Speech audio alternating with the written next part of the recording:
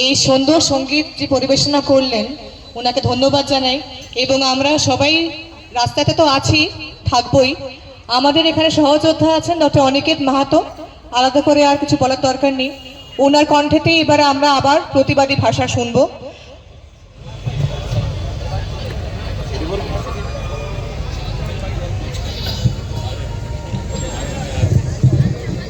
যারা যারা আমাদের সঙ্গে এই মুহূর্তে উপস্থিত আছে তাদেরকে আমি করজোরে একটুখানি বলতে চাইছি যে তাদেরকে বলতে চাইছি একটুখানি আপনারা কাইন্ডলি স্টেজের এই ডান দিকে স্টেজের বাঁ দিকে এই গলির মধ্যে একটু চলে আসুন। এখানে বসার জায়গা আছে, এখানে মাদুর পেটে দেওয়া আছে লাল রঙের। এখানে কাইন্ডলি চলে আসুন, আপনারা বসতে পারেন, দাঁড়িয়ে দাঁড়িয়ে থাকার দরকার নেই, কাইন্ডলি বসতে পারেন। আর যারা যারা সাংস্কৃতিক অনুষ্ঠানে যারা আমাদের এখানে আছেন আমাদের সহকারী, তারা কাইন্ডলি আমাদের স্টেজের উপরে চলে আসুন। ধন্যবাদ। যে কথা বলার, আপনারা যারা ওয়েস্ট বেঙ্গল জুনিয়র ডক্টরস ফ্রন্টের ডাকে আমাদের আহ্বানে আজকের এই মিছিল এবং অবস্থানে এসেছেন, তাদেরকে ধন্যবাদ জানাচ্ছি ওয়েস্ট বেঙ্গল জুনিয়র ডক্টরস ফ্রন্টের পক্ষ থেকে। নাগরিক সমাজ, জুনিয়র ডাক্তার, সিনিয়র চিকিৎসক থেকে শুরু করে সমাজের সর্বস্তরের মানুষ এই আন্দোলনে যেভাবে পাশে থেকেছেন, 9 আগস্টের ঘটনার প্রতিবাদে যেভাবে পাশে থেকেছেন, আন্দোলনকে সুসংহত করেছেন, তার জন্য আপনাদের ধন্যবাদ। কিন্তু লড়াইয়ের পথ অত্যন্ত দীর্ঘ, ফলে অধৈর্য হবেন না। এই বসাই শেষ বসা হয়তো নয়, এইরকম অনেক বসা হয়তো আমাদের বসতে হবে। ফলে পথ যেহেতু দীর্ঘ, সেহেতু ধৈর্যের প্রয়োজন। আপনারা আপনাদের আন্দোলনের এই অভিজ্ঞতা থেকে, এই 4 মাসের যে অভিজ্ঞতা, সেই অভিজ্ঞতা থেকে এই সংগ্রামের যে রাস্তা, সেই রাস্তাকে মর্যাদা দেবেন, সেই রাস্তায় এগিয়ে যাবেন বলে আমি মনে করি। যে কথা আজকে বলার, সে কথা হচ্ছে যে 9 আগস্ট আরজি করের বুকে যে ঘটনা ঘটেছিল, যে অমানবিক নৃশংস ঘটনা, সেই ঘটনার প্রতিবাদে আরজি করের ওই দিন গুটি কয়েক পড়ুয়া তারা মনে করেছিল যে সত্য জানার প্রয়োজন। কেন একজন কর্তব্যরত চিকিৎসককে কর্মক্ষেত্রে রেপ এবং মার্ডারের মতন ঘটনাতে অভিযুক্ত হতে হবে, রেপ এবং মার্ডারের মতন ঘটনা ঘটবে? কি ছিল তার পিছনে উদ্দেশ্য, কি ছিল তার মোটিভ? আজ ঠিক 5 মাস অতিবাহিত হওয়ার পর আপনারা যদি ঠিক 9 আগস্টের দিনটিকে ভেবে দেখেন, তাহলে দেখবেন ঠিক ঘটনাচক্র আমরা ঠিক ওই একই জায়গায় এসে দাঁড়িয়ে আছি। তাহলে আমরা কি দেখতে পাচ্ছি? আমরা এই আন্দোলনকে কেন্দ্র করে দেখেছি নাগরিক সমাজের ভূমিকা। এই আন্দোলনকে কেন্দ্র করে আমরা দেখেছি মানুষ কিভাবে আন্দোলনে আন্দোলিত হয়, সত্যকে সামনে রেখে যে লড়াই, সেই লড়াইয়ে মানুষ কিভাবে অংশগ্রহণ করে। এই আন্দোলন তার একটা উদাহরণ হিসেবে থাকবে। আন্দোলনের সাফল্য ব্যর্থতা নিয়ে নানান আলোচনা হতে পারে, কিন্তু এই আন্দোলন কি দেখিয়েছে? এই আন্দোলন দেখিয়েছে একটা ন্যায় বিচারের ঘটনাকে সামনে রেখে যখন সত্যিকারের আন্দোলনের পথে এগিয়ে যাওয়া যায়, তাতে মানুষের যে আকণ্ঠ সমর্থন থাকে, সেই সমর্থন দেখিয়েছে। তাহলে আমরা কি দেখলাম? 9 আগস্টে ঘটনাকে কেন্দ্র করে যে আন্দোলন, সেই আন্দোলন বাংলা, এই কলকাতার রাজপথ অলিগলি সারা বাংলা দেখেছে, সারা দেশও দেখেছে। সুপ্রিম কোর্ট দেখেছে, সিবিআই দেখেছে, কলকাতা পুলিশ দেখেছে, রাজ্য প্রশাসন দেখেছে। আবার আমরা কি দেখলাম? এই আন্দোলনকে কেন্দ্র করে গড়ে ওঠা স্বাস্থ্য দুর্নীতির চিত্র আমরা দেখলাম। এই আন্দোলনকে কেন্দ্র করে দেখলাম হেলথ ইনফ্রাস্ট্রাকচারের কি ভূমিকা, হেলথ ইনফ্রাস্ট্রাকচারের কি চিত্র, সেই ভূমিকাও আমরা দেখলাম, সেই চিত্রও আমরা পরিলক্ষিত করেছি। এই আন্দোলনকে কেন্দ্র করে আমরা দেখলাম কলেজে কলেজে থ্রেড কালচারের কি ভূমিকা, কলেজে কলেজে থ্রেড কালচার কীভাবে গড়ে উঠেছে। শুধুমাত্র মেডিকেল কলেজগুলোর ক্যাম্পাস নয়, সারা বাংলার ক্যাম্পাসের জুড়ে কি অবস্থা। আপনারা দেখছেন যে শ্যামবাজারের মোড়ে যখন কেউ উই ওয়ান্ট জাস্টিস স্লোগান দিচ্ছে, উই ডিমান্ড জাস্টিস স্লোগান দিচ্ছে, হাজরা মোড়ে কেউ যখন স্লোগান দিচ্ছে, কেউ যখন মিদনাপুরে স্লোগান দিচ্ছে, কেউ যখন কোচবিহারে স্লোগান দিচ্ছে, কেউ যখন শিলিগুড়িতে স্লোগান দিচ্ছে, তাহলে মানুষ কতটা ক্ষুব্ধ। মানুষ তার কর্মক্ষেত্রেও জাস্টিস চাইছে, তার কাজের জায়গাতেও জাস্টিস চাইছে, তার মেয়ে যাতে সুরক্ষিতভাবে কলেজে যেতে পারে সেই জায়গা থেকে জাস্টিস চাইছে, তার পরিবার যাতে সুরক্ষিত থাকতে পারে সেই জায়গা থেকে জাস্টিস চাইছে। তাই জাস্টিসের যে ব্রডার স্পেকট্রাম, সেই স্পেকট্রাম এই আন্দোলনকে সমগ্র নাগরিক সমাজ, সমগ্র মানুষের সামনে আজকে উন্মুক্ত করেছে। তাহলে হচ্ছে এই আন্দোলনের প্রাপ্তি। আবার যদি আমরা দেখেন যে 9 আগস্টে সিবিআইয়ের ভূমিকা কি, আমরা চেয়েছিলাম জুডিশিয়াল ম্যাজিস্ট্রেট ইনকোয়ারি, আমরা কি পেলাম? Court monitor CBI investigation. সেই দিনের জুনিয়র ডাক্তারদের বক্তব্য যদি আপনারা পরিলক্ষিত করেন তাহলে আপনারা পাবেন যে সিবিআই এসে গেছে মানে ন্যায় বিচার হয়ে গেছে, এরকম ভাবার কোনো কারণ নেই। 15 আগস্টের মধ্যেই আমাদের বক্তব্য যদি দেখেন তাহলে আপনারা সেখানে এই বক্তব্য পাবেন। তাহলে আমরা মনে করেছিলাম যে সিবিআই এসেছে মানে ন্যায় বিচার হয়ে গেছে, এরকমটা নয়, তাই আমরা আন্দোলন কন্টিনিউ করেছিলাম। আবার আপনারা দেখুন, এই আন্দোলন কন্টিনিউ হচ্ছে, সুপ্রিম কোর্ট সুমোটো নিচ্ছে, এই আন্দোলন কন্টিনিউ হচ্ছে, সিবিআই ইনভেস্টিগেশন করছে, এই আন্দোলন কন্টিনিউ হচ্ছে, সেন্ট্রাল রেফারেল সিস্টেম হচ্ছে, এই আন্দোলন কন্টিনিউ হচ্ছে, বেড মনিটর সিস্টেম তৈরি হচ্ছে। তাহলে আন্দোলনেই যে পথ, আন্দোলনেই যে দাবি আদায় করে আনতে পারে, সেটা এই আন্দোলন সুস্পষ্টভাবে সারা বাংলার মানুষের চোখে দেখিয়ে দিয়েছে। তাহলে আজকে রাজ্য সরকার যখন, রাজ্যের শাসক দল যখন এই আন্দোলনকে কালিমালিপ্ত করতে চায়, সে ভয় পায় এই আন্দোলনকে, এই মানুষের জনজাগরণকে, যে মানুষ এই আন্দোলন করে যে দাবি আদায় করে আনতে পারে, মানুষের সামগ্রিক জীবনের যে সুরাহা হতে পারে, সেটাই যে একমাত্র পথ, সেই পথ পরিলক্ষিত হয়। আমার বক্তব্যের মাঝখানে আমি বাকিটা যদি মনোযোগ দিয়ে শোনেন তাহলে দেখতে পাবেন যে কেন এই কথা আমি বারবার বলছি।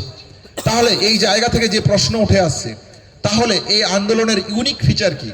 এই আন্দোলনে একটা সারা বাংলার বাকি যে আন্দোলন, ভবিষ্যতে অনেক আন্দোলন হয়েছে, ইতিহাসে অনেক আন্দোলন হয়েছে, ভবিষ্যতে আরও হবে, কিন্তু এই আন্দোলনের একটা ইউনিক ফিচার্স আছে। কি সেই ফিচার্স হচ্ছে এটাই, এই আন্দোলনকে কেন্দ্র করে আরজিকরের কিছু পড়ুয়া মেডিকেল ছাত্রছাত্রীরা West Bengal junior doctors front তৈরি করে কিছু সুনির্দিষ্ট দাবি রেখেছে, যে 10 দফা দাবি রেখেছে। আপনারা পশ্চিম মেদিনীপুর থেকে, কাঁথি থেকে, বেহালা থেকে, হাজরা থেকে, বিভিন্ন জায়গা থেকে আপনারা আপনাদের মতন গ্রুপ তৈরি করে, দল তৈরি করে, কমিটি তৈরি করে, কনভেনশন করে আপনারা এই আন্দোলনের শক্তি জোগাতে পারছেন, আপনারা এই আন্দোলনের দাবিকে সমর্থন করতে পারছেন। আপনাকে কোনো নেতার মুখোপক্ষী হয়ে থাকতে হচ্ছে না, আপনাকে কোনো দলের মুখোপক্ষী হয়ে থাকছে না। আপনার দাবি, আপনার মত, এই আন্দোলনকে গড়ে ওঠা যে মত, সেই মতকে আপনি সম্মান জানাতে পারছেন, সেই মতকে আপনি শক্তিশালী করতে পারছেন। তাহলে পাড়ায়, মোড়ে, মহল্লায়, জেলায় যদি এইরকম ছোট ছোট সংগঠিত শক্তি তৈরি হয়, এই সংগঠিত শক্তিগুলো যদি তাদের বিচারের দাবিতে, যে বিচারের দাবির যে ব্রড স্পেকট্রামের কথা আমি বললাম, সেই ব্রড স্পেকট্রামের দাবিতে তারা যদি থাকে, তারা শাসক দল যাবে কোথায়? এই শাসক দল বলতে শুধু বর্তমান শাসক দল নয়, সমগ্র শাসক দলের এটা একটা চরিত্র। সমগ্র শাসক দলেই এই ইউনিক ফিচারকে মেলাইন করতে চায়। তাহলে এই আন্দোলনকে মেলাইন করার একমাত্র উদ্দেশ্য তাদের এই ইউনিক ফিচারটাকে ভেঙে দেওয়া। কেন? দেখুন না, আপনি লাইব্রেরিতে যারা পড়াশোনা করেন, রিটায়ার্ড পারসন, তারা মনে করছেন যে হ্যাঁ, এই আন্দোলনের সাহায্য করা দরকার, তারা তাদের মতন করে আন্দোলন করছেন, অথচ সেই আন্দোলনটা আরজি করের আন্দোলনের যে 10 দফা দাবি, সেই 10 দফা দাবিকে সমৃদ্ধ করছে। তাহলে এইটা হচ্ছে এই আন্দোলনের নেচার। চায়ের দোকান, পাড়ার মোড়ে বিভিন্ন মানুষজন যারা আছেন, তারা তাদের মতন করে আন্দোলন করছে। রিক্সাওয়ালা, উবের ড্রাইভার, সাংবাদিক পেশার আপনারা যারা থেকেছেন, তারা এই আন্দোলনের বিভিন্ন দিককে নানানভাবে কভার করেছেন। তাহলে এই হচ্ছে এই আন্দোলনের স্পেকট্রাম ছিল। তাহলে এই আন্দোলনের স্পেকট্রামের এই ইউনিক ফিচারকে তারা মেলাইন করতে চায়। এই জায়গা থেকে আপনাদের মনে একটা হতাশা সঞ্চার করতে চায়। তাহলে আপনারা হতাশ হবেন কেন? হতাশ আপনাকে করছে কে? এই জায়গাটা খুব পরিষ্কারভাবে ভেবে দেখা দরকার আপনাদের। কেন বলছি বারবার? আপনাকে হতাশ করতে চাইছে রাজ্য প্রশাসন, আপনাকে হতাশ করতে চাইছে সিবিআই, আপনাকে হতাশ করতে চাইছে দেশের সর্বোচ্চ সুপ্রিম কোর্ট। আপনি তাদের এগেনস্টে প্রশ্ন তুলবেন না? আপনার এই হতাশাকে কেন আপনি হতাশার মধ্যে ভুগবেন? রেপ এবং মার্ডারের ঘটনার মতন ঘটনাতে যদি আমি প্রতিবাদ করে থাকি, আমি বেশ করেছি, আমি 1000 বার করব। এই আন্দোলনে কেউ যদি দোষী নাও হয়, কেউ যদি শনাক্ত নাও করতে পারে, কাউকে যদি বিচারদান নাও করতে পারে, তাহলে রেপ এবং মার্ডারের মতন ঘটনা ঘটবে আর আমি বাংলার মানুষ হয়ে বসে বসে দেখবো, এই আমার চেতনা? তাহলে এই চেতনা বাংলার চেতনা কখনো হতে পারে না।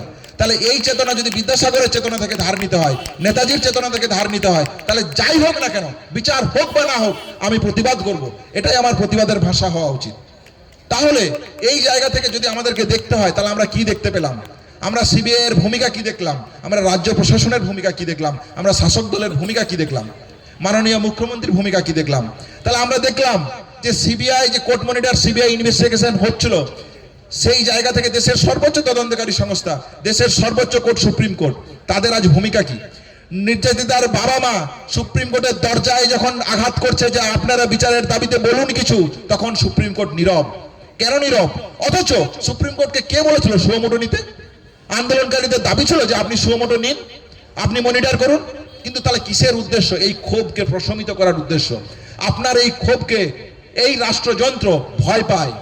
এই ভয় পাওয়ার জায়গা থেকে আপনার এই ক্ষোভকে প্রশমিত করাই তাদের উদ্দেশ্য ছিল। ক্ষোভ যখন প্রশমিত, তাদের আর কোনো ভূমিকা নেই, আপনি সমগ্র দরজায় কড়া নাড়ুন। সিবিআইয়ের ভূমিকা, একটা ক্লাস 4-5-এর ছেলে যে ইনভেস্টিগেশন করতে পারে, যে ইনভেস্টিগেশনের অন্তত নমুনা রাখতে পারে, সেই জায়গায় সিবিআইয়ের নাই। তারা নাকি দেশের সর্বোচ্চ তদন্তকারী সংস্থা।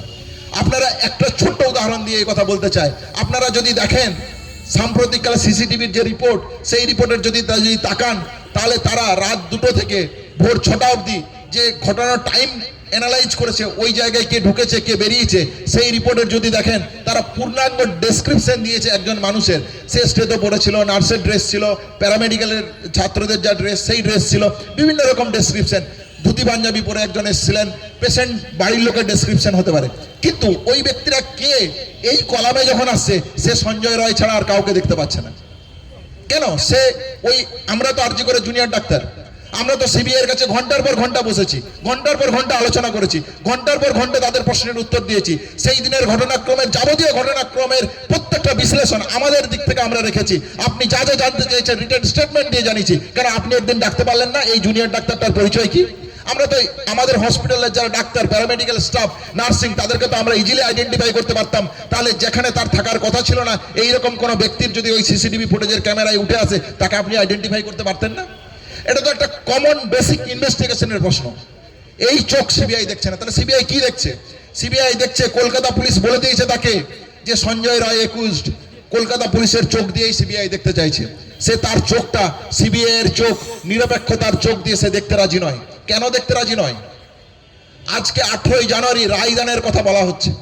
রায়দান নিয়ে সুস্পষ্ট যে বক্তব্য আমি বলতে চাই, যে আপনি বলুন যে জুনিয়র ডাক্তাররা বলেছিল এক না একাধিক ব্যক্তি, যদি একজন ব্যক্তি সঞ্জয় রায় একুইজড হয়, তাহলে আমি যদি একজনেই ধরে নিই সেই ব্যক্তি সঞ্জয় রায়, তাহলে আপনি বলুন সঞ্জয় রায়ের মোটিভ কি, উদ্দেশ্য কি? সে একজন সিভিক ভলেন্টিয়ার, সে কেন আরজি করের ক্যাম্পাসের ভিতরে ঢুকে এমার্জেন্সি বিল্ডিং এর 3rd ফ্লোরে গিয়ে এইরকম একটা ঘটনা ঘটাতে পারবে? আচ্ছা, আমি তাও তো যদি ধরেই নি সে একজন তার বিকৃত মানসিকতার জায়গা থেকে সে এই কাজ করেছে, তাহলে আপনি আমাকে বলুন যে এভিডেন্স ডিস্ট্রাকশনের কথা, ইনভেস্টিগেশন ডিস্ট্রাকশনের কথা, ইনভেস্টিগেশন হাসাবের কথা আপনারা প্রাইমারি চার্জশিটে উল্লেখ করছেন, তাহলে আপনি কি এই কথা বিশ্বাস করতে বলেন যে এই ইনভেস্টিগেশন টেম্পারিং, এভিডেন্স টেম্পারিং এবং ইনভেস্টিগেশনকে হাসাব করা হয়েছিল সঞ্জয় রায়কে বাঁচানোর জন্য? এ কথা বিশ্বাসযোগ্য? তাহলে এ কথা কখনোই বিশ্বাসযোগ্য নয়। তাহলে আবার আপনি বলুন যে সাম্প্রতিককালে যে সিএসএফএল এর যে রিপোর্ট বসছে, সেই রিপোর্টের ডিএনএ প্রোফাইলে যে মাল্টিপল ডিএনএ এর প্রসঙ্গ আসছে, তাহলে মাল্টিপল ডিএনএ এর প্রসঙ্গ যে সবগুলো আসছে, এনাল সব, ভেজাইনাল মপ, নিপিল সব, যে সিএসএফএল এর রিপোর্ট, এ তো জুনিয়র ডাক্তারদের কথা নয়, এ তো নাগরিক সমাজের কথা নয়। তাহলে এর সায়েন্টিফিক ব্যাখ্যা আপনার কাছে কোথায়? আপনি যদি একজন বলেন, তাহলে এক না একাধিক, মোটিভ কি? এভিডেন্স ডিস্ট্রাকশন, ইনভেস্টিগেশন হাসাব যদি করা হয়, তাহলে কাকে বাঁচানোর উদ্দেশ্যে? কি তার মোটিভ ছিল, কি উদ্দেশ্য ছিল? সাপ্লিমেন্টারি চার্জশিট কোথায়? সিসিটিভির যে সাম্প্রতিক রিপোর্ট, সিএসএফএল এর যে রিপোর্ট, সেই জায়গা থেকে আজকে পরিষ্কার সিবিআই এর উপর আস্থাহীনতার জায়গা আসতে বাধ্য। আপনি মানুন আর না মানুন, তাহলে দেশের সর্বোচ্চ তদন্তকারীর ভূমিকা যদি এই হয়, আর বাংলার মানুষ যদি মনে করে তারা যে বসে বসে দেখবে, এই ধারণা তাদের ভুল ধারণা। বাংলার মানুষ কোনোদিন কোনো অন্যায়কে প্রশ্রয় দেয় না। তাদের জনজাগরণের যে চেতনা, সেই চেতনা থেকে তার প্রতিবাদ করবে। সেই জায়গা থেকে আপনারা আজকে এসেছেন। আবার আমরা যদি দেখি রাজ্যের স্বাস্থ্য দুর্নীতিকে কেন্দ্র করে রাজ্যের যে উঠে আসার কথা, এই আন্দোলনকে কেন্দ্র করে স্বাস্থ্য দুর্নীতির যে প্রসঙ্গ, সেই ক্ষেত্রে যখন চার্জশিট দেওয়ার প্রশ্ন আসছে, আপনি এনওসি দিচ্ছেন না কেন? মাননীয় মুখ্যমন্ত্রী বলছেন যে আমি সমস্ত দুর্নীতিকে আটকাতে চাই, তিনি যেন কিছুই জানেন না। তিনি বলছেন যে স্বাস্থ্য অধিকর্তার যে তোমরা অপসারণ চাইছো, তোমাদের কাছে কি প্রমাণ আছে? আমরা দিয়ে এসেছি। আজকে 4 মাস অতিবাহিত হওয়ার পর তার তদন্তের গতি প্রকৃতি কোথায় বলুন আপনি? এই আন্দোলনকে কেন্দ্র করে গড়ে ওঠা যে হেলথ ইনফ্রাস্ট্রাকচার প্রশ্ন, আন্দোলন যখন চলছিল, সেন্ট্রাল রেফারেল সিস্টেম আপনি শুরু করেছিলেন আন্দোলনের চাপে, বেড মনিটর সিস্টেম আপনি তৈরি করেছিলেন আন্দোলনের চাপে, তার স্ট্যাটাস কি বলুন আমাদের? আমরা দাবি করেছিলাম জিডিএমও রিক্রুটমেন্টের প্রশ্ন, চিকিৎসকের যে অপ্রতুলতার প্রশ্ন, সেই অপ্রতুলতার জায়গা থেকে আমরা বলেছিলাম যে চিকিৎসক নিয়োগ করা কেন প্রয়োজন, মানুষের চিকিৎসার জন্য যে জিডিএমও রিক্রুটমেন্ট করতে হবে 2016 পর থেকে, যে আপনি করেননি, কেন করেননি? অ্যান্সার দিন। তাহলে 4 মাস অতিবাহিত পর আপনার কাছে এর জবাব কি? হেলথ রিক্রুটমেন্টের যে দিনের পর দিন দুর্নীতি, তার তদন্তের গতি প্রকৃতি কোথায়? আপনি জবাব দিন। আপনি জবাব দিন। অভিজ্ঞ বিরূপাক্ষ এই পশ্চিমবাংলার মেডিকেল কলেজের বুকে যে দুর্বৃত্তায়নের চেহারা তৈরি করেছিল, যার রিপোর্ট আজ সমস্ত পাবলিক ফোরামে আছে, পাবলিক ডোমেনে আছে, যেখানে সেই স্বাস্থ্য ভবনের ইনভেস্টিগেশনেই তারা বলছে যে তারা কি পরিমাণ দোষী, তাদের কালা চিটটা তারাই তুলে ধরেছেন। তার ইনভেস্টিগেশনের জায়গা কোথায় আপনি বলুন? তাহলে এই প্রশ্ন যদি আপনারা না অ্যান্সার দিতে পারেন, সিবিআই যদি নিরপেক্ষভাবে অ্যান্সার না দিতে পারে, নিজেদের বাবা মাকে যায় সুপ্রিম কোর্টের দরজায় যদি মাথা ঠুকতে হয়, সুপ্রিম কোর্টের যদি এই অবস্থা হয়, রাজ্যের মুখ্যমন্ত্রীর যদি এই অবস্থা হয়, হেলথ ইনফ্রাস্ট্রাকচারের এই অবস্থা যদি হয়, তাহলে মানুষের চিকিৎসার স্বার্থে মানবিকের চেতনার জায়গা থেকে জুনিয়র ডাক্তার, নাগরিক সমাজ কখনো চুপ করে বসে থাকতে পারে না। তাই আজকের মিছিল, তাই আজকের এই অবস্থান, আন্দোলনের অবস্থান, আন্দোলনের প্রাসঙ্গিকতা আজকে ঠিক এই জায়গায় দাঁড়িয়ে। সেই জায়গা থেকে আপনারা যারা এসেছেন আমাদের দাবির সাথে সহমত হয়ে ওয়েস্ট বেঙ্গল জুনিয়র ডক্টরস ফ্রন্টের আহ্বানে আমি আবার আপনাদেরকে ধন্যবাদ জানাই। ধন্যবাদ জানিয়ে বলতে চাই, West Bengal junior doctors front এবং নাগরিক সমাজ যারা যেভাবে আমাদের ডাকে সাড়া দিয়েছেন, আপনারা যখন ডেকেছেন, আপনারা আবার যখন ডাকবেন, বিভিন্ন হেলথ ইনফ্রাস্ট্রাকচারের প্রশ্নে, বিভিন্ন স্বাস্থ্য দুর্নীতির প্রশ্নে, আপনাদের এলাকার জাস্টিসের প্রশ্নে নাগরিক সমাজ, জুনিয়র ডাক্তার কাঁধে কাঁধ মিলিয়ে এই লড়াই এগিয়ে নিয়ে যাবে। এই লড়াই লড়তেই হবে। এই লড়াই বিদ্যাসাগরের লড়াই, এই লড়াই নেতাজি সুভাষের লড়াই। সমগ্র নবজাগরণের চেতনাকে যদি আমরা আজকে আনি এবং এই আন্দোলন যে চেতনা তৈরি করেছে, যখন একজন মা তার মেয়েকে নিয়ে রাস্তায় হাঁটছেন, সেই মেয়ে যখন উই ওয়ান্ট জাস্টিসের স্লোগানে মুখরিত হচ্ছে, তার মধ্যে যে চেতনার বোধ তার মা সন্তানের মধ্যে সঞ্চারিত করছেন, সেই চেতনার বোধকে জাগিয়ে রাখুন। আপনি মোমবাতি জ্বালিয়েছেন, মোমবাতির আলোর শিখা যে দিশা দেখায়, সেই দিশাকে অনুসরণ করা আজকে এই জায়গা থেকে কর্তব্য হিসেবে বাংলার নাগরিকদের কাছে উঠে আসছে। জুনিয়র ডাক্তাররা সম্পূর্ণ রকম ভাবে এই যে অব্যবস্থা, এই অব্যবস্থার বিরুদ্ধে লড়াই করবে নাগরিক সমাজের সাথে কাঁধে কাঁধ মিলিয়ে। আসুন এই অঙ্গীকারবদ্ধ হয়ে এই লড়াইয়ের পথ প্রশস্ত করি। এই বলেই আমি আমার বক্তব্য শেষ করলাম। ধন্যবাদ।